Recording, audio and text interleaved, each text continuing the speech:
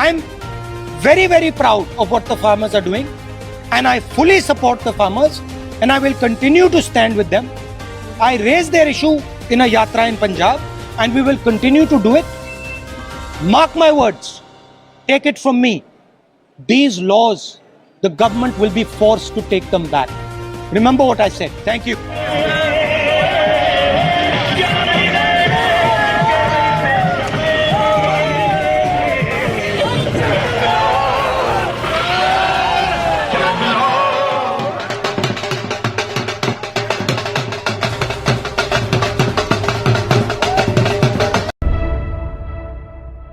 यूं ही हमेशा उलझती रही है जुल्म से खलक, न उनकी रस्म नई है न अपनी रीत नई है।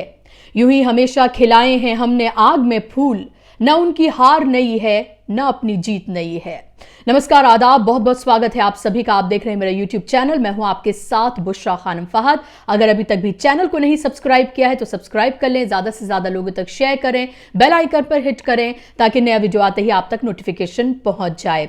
तो आज गुरु पूर्व है और सबसे पहले मैं तमाम सिख भाइयों को इसकी बधाई देना चाहूंगी। और आज ये बधाई उनके लिए जाहिर सी बात है ढेर सारी खुशियां लेकर आई है, क्योंकि 11 महीने से तमाम किसान जो दिल्ली के अलग अलग बॉर्डर्स पर बैठे हुए थे, संघर्ष कर रहे थे, मांग कर रहे थे कि इन तीनों कानूनों को वापस लिया जाए जिनको वो काले कानून कहते हैं, आज उनकी जीत हुई है। इस अहंकारी सरकार को आखिरकार अपने निर्णय को वापस लेना पड़ा है। घुटनों पर आई है सरकार, क्योंकि ये सरकार जो है वो सिर्फ वोट की राजनीति करती है। अभी आपने देखा जब बायपोल्स हुए थे किस तरह से उसे कई राज्यों में कितनी बुरी हार का सामना करना पड़ा था। और अब आप ये देखें कि आगे आने वाले दिनों में उत्तर प्रदेश से लेकर पंजाब, ऐसे 7 राज्यों में चुनाव होने जा रहे हैं और कहीं ना कहीं उसे अपनी हार का डर, उस खतरा जो है वो मंडरा रहा है। और यही वजह है कि 11 महीनों के बाद ही सही सरकार घुटनों पर आई है। किसानों के आगे उसे झुकना पड़ा है, उन्हीं किसानों के आगे जिनको बीजेपी के नेता, बीजेपी जो गोदी मीडिया है, गोदी मीडिया के जो पत्रकार हैं, राइट विंगर्स हैं, बीजेपी आईटी सेल है के लोग हैं, भक्त मंडली है, वो तमाम लगातार किन किन नामों से उनको पुकार रहे थे। उनको आतंकवादी, खालिस्तानी, आईएसआई एजेंट, पाकिस्तानी, मवाली, गुंडा, यहां तक कि उनका कैरेक्टर असैसिनेशन तक किया गया था। और उसके बाद आप ये देखें वही सरकार है, ये घूमकर फिर वहीं आकर खड़ी हो गई है कि इसने ये कहा था, इसी सरकार ने, कि किसी भी कीमत पर ये तीनों कृषि कानून वापस नहीं लिए जाएंगे। ये हालत तक हो गई थी बीजेपी की नेताओं की कि उन्हें गांव में घुसना मुश्किल हो गया था। वहां से लोग उनको नारेबाजियां करके, कुछ जगहों पर तो मारपीट तक की नौबत आ गई थी, वहां से भगाया जा रहा था। तो अच्छे से ये बीजेपी को ये पता था कि अगर उसने ये कानून वापस नहीं लिए तो उसे और किस तरह से मुसीबत का, हार का सामना करना पड़ सकता है। अभी भी मैं ये नहीं कह रही हूं कि ये कानून वापस लेने के बाद बीजेपी को उसको कोई बहुत बड़ा फायदा हो जाएगा, ये तो आने वाला वक्त ही बताएगा। लेकिन ये जरूर है कि ये हार हुई है बीजेपी की, ये हार हुई है मोदी सरकार की, उन तमाम नेताओं की जो लगातार टीवी चैनल्स पर बैठकर ये बता रहे थे कि ये मुट्ठी भर किसान हैं, ये सिर्फ एक एरिया के किसान हैं, ये राजनीति से प्रेरित हैं, ये दरअसल खालिस्तानी हैं, ये इनका दरअसल इंटरनेशनल फंड आ रहा है, एक टूल किट की बात कही गई थी। और किस तरह से उन तमाम लोगों को टारगेट किया गया था जो इन किसानों के हक में आवाज बुलंद कर रहे थे। आज दरअसल उन तमाम लोगों के मुंह पर एक करारा तमाचा है जिस तरह से इन कानूनों को वापस लिया गया है। आपको राहुल गांधी को भी नहीं भूलना चाहिए। राहुल गांधी लगातार किसानों की आवाज को बुलंद करते रहे और उन्होंने ये कहा था कि अभी तो ये बैरिकेडिंग हटाई गई है, आगे देखिएगा ये सरकार झुकेगी और इसको ये कानून वापस लेने पड़ेंगे, ये कहा था राहुल गांधी ने। सुनिए उनकी ये bite. I am very very proud of what the farmers are doing and I fully support the farmers and I will continue to stand with them. I raised their issue in a yatra in Punjab, and we will continue to do it. Mark my words, take it from me. These laws, the government will be forced to take them back.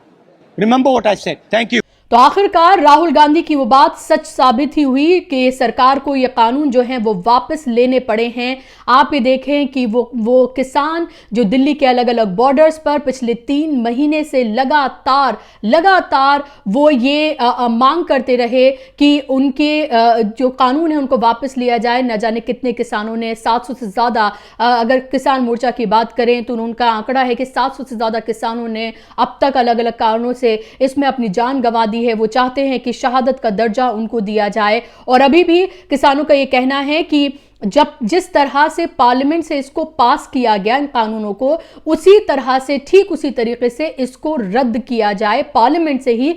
तब तक call of नहीं किया जाएगा इस आंदोलन को, जब तक वहीं पर वो बैठे रहेंगे। और इसके साथ साथ ये भी कहना है कि एमएसपी को कानूनी दर्जा जब तक नहीं दिया जाता है तब तक हमारी मांगे पूरी नहीं होंगी। तो उनका ये कहना है कि अभी जीत का हमारा जो जश्न है वो अधूरा है, पहले पार्लियामेंट से इसको रद्द किया जाए ठीक उसी तरीके से जैसे पास किया गया था, और एमएसपी को कानूनी दर्जा दिया जाए। आज सुबह प्रधानमंत्री 9 बजे जब अवतरित हुए तो उन्होंने बताया कि हाथ जोड़ के उन्होंने माफी मांगी और कहा कि शायद हमारी तपस्या में कोई कमी रह गई होगी और इसी वजह से इन कृषि कानूनों को वापस लिया जाता है। उन्होंने ये भी कहा कि अब मेरी उनसे, किसानों से ये विनती है कि वो अपने घरों को वापस, अपने परिवारों में, अपने खेतों में वो वापस लौटें। उनका ये भी कहना है कि जो कृषि कानून वो लेकर आए थे वो दरअसल 10 करोड़ जो छोटे किसान हैं उनको फायदा पहुंचाने के लिए लाया गया था। अगर ऐसा ही था तो सरकार से पूछा जाना चाहिए कि मुट्ठी भर किसानों के लिए आखिर सरकार झुक क्यों गई।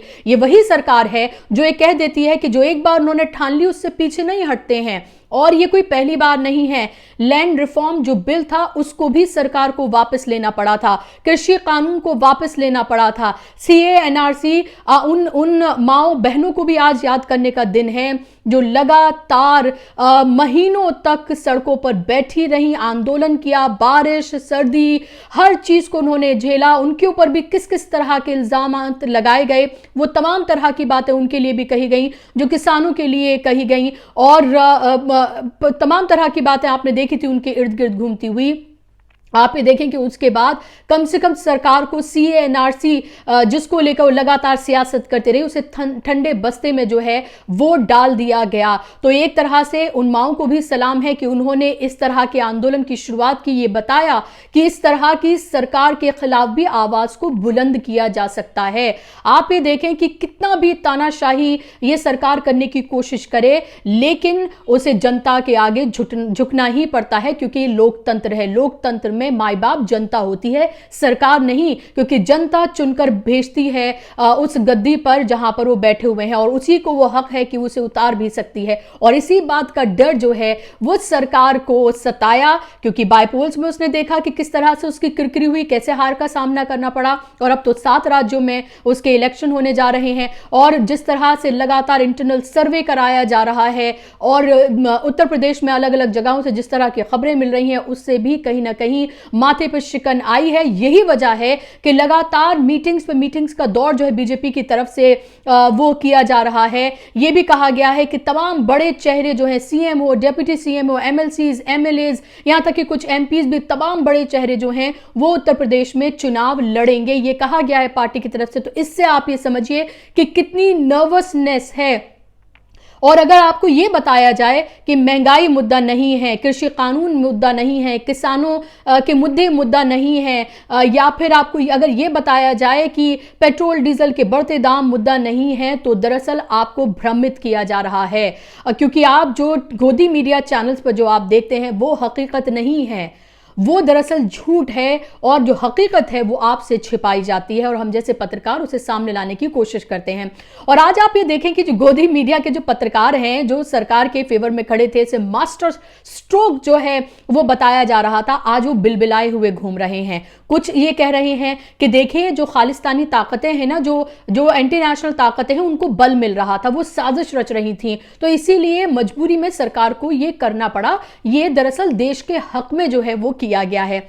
तो दूसरे तरह के पत्रकार वो हैं जो दरअसल बर्दाश्त उनको नहीं हो रहा है। उनका ये कहना है कि ये दरअसल किस तरह का फैसला है मोदी हुकूमत का कि कृषि कानून वापस ले लिए, तो CNRC जो है ठंडे बस्ते में डाल दिया, तो अब क्या नेक्स्ट स्टेप क्या होगा कि 370 को वापस लिया जाएगा? तो इस तरह के सवाल भी उठा रहे हैं, उनसे बर्दाश्त तो नहीं हो रहा है। आज आप सोशल मीडिया प्लेटफॉर्म पर जाइए और देखिए, आपको दो तरह के भक्त, दो तरह के पत्रकार, दो तरह के राइट विंगर्स आपको नजर आएंगे। एक तो वो जो ये कह रहे होंगे कि मोदी जी ने किया है तो कुछ सोचकर ही किया होगा, कुछ अच्छा ही किया होगा, और उन्हीं में वो भी शामिल हैं जो ये कह रहे हैं कि दरअसल देश के हक में किया गया है क्योंकि उन ताकतों को दरअसल बल मिल रहा था जो एंटी नेशनल हैं। तो दूसरे वो हैं जो उसको क्रिटिसाइज कर रहे हैं कि भाई हम सरकार के साथ तो हैं, लेकिन जो किया है ना मोदी जी ने वो गलत नहीं किया है। वो दरअसल 56 इंच की जो बात करते थे, 56 इंच का जो उनका सीना है वो आज किस तरह से सिकुड़ गया है, उसकी बात भी खुद राइट विंगर्स ही जो हैं वो कर रहे हैं।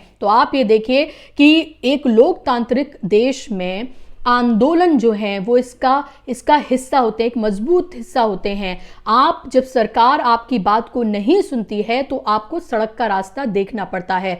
अहिंसा से, पीसफुल तरीके से आपको अपनी बात को रखना होता है ताकि सरकारें आपके आगे झुकें, आपकी बात को माने, और वही हुआ है क्योंकि यही लोकतंत्र की खूबसूरती है। और अब आप ये देखें कि आगे आने वाले वक्त में ये देखना बेहद महत्वपूर्ण होगा कि क्या वाकई में इसका फायदा बीजेपी को मिलता है, क्योंकि अब तमाम तरह से रिएक्शंस जो हैं वो सोशल मीडिया पर और बयान जो हैं वो अपोजिशन लीडर्स के वो देखने के लिए मिल रहे हैं। प्रियंका गांधी ने भी कहा है कि चुनाव से पहले सरकार को समझ आया कि किसान से बड़ा कोई नहीं होता है। तो आखिरकार जिन किसानों को कटघरे में खड़ा किया गया, जिनको मुट्ठी पर बताया गया, जिन्हें आतंकवादी बताया गया, मवाली बताया गया, आज उन्हीं के आगे सरकार झुक गई है। अहंकार की हार हुई है और जो पीसफुल तरीके से जो प्रोटेस्ट किया जा रहा था उस आंदोलन की जीत हुई है।